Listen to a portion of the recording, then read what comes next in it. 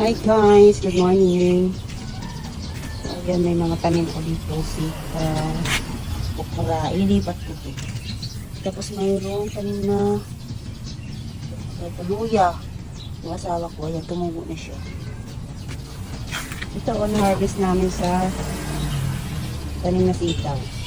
So, dami kong punla dito. Ito meron din sitaw dito.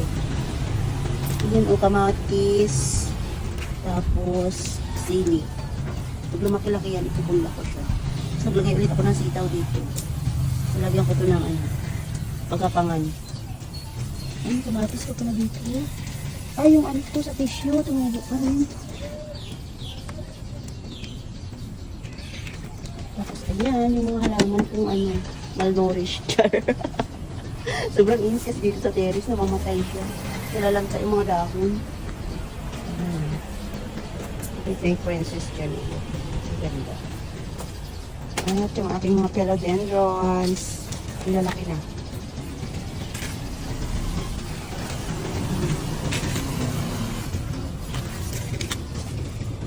Ganda.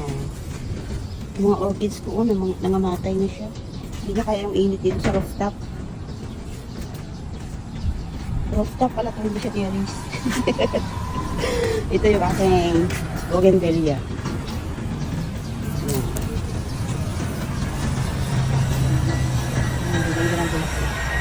At ito yung view.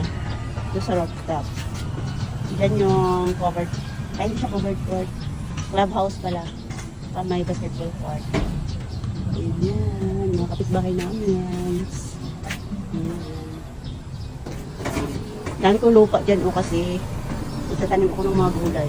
Nilipat ko siya sa tawag dyan, sa mga paso. Pangalan ko kabili ng paso.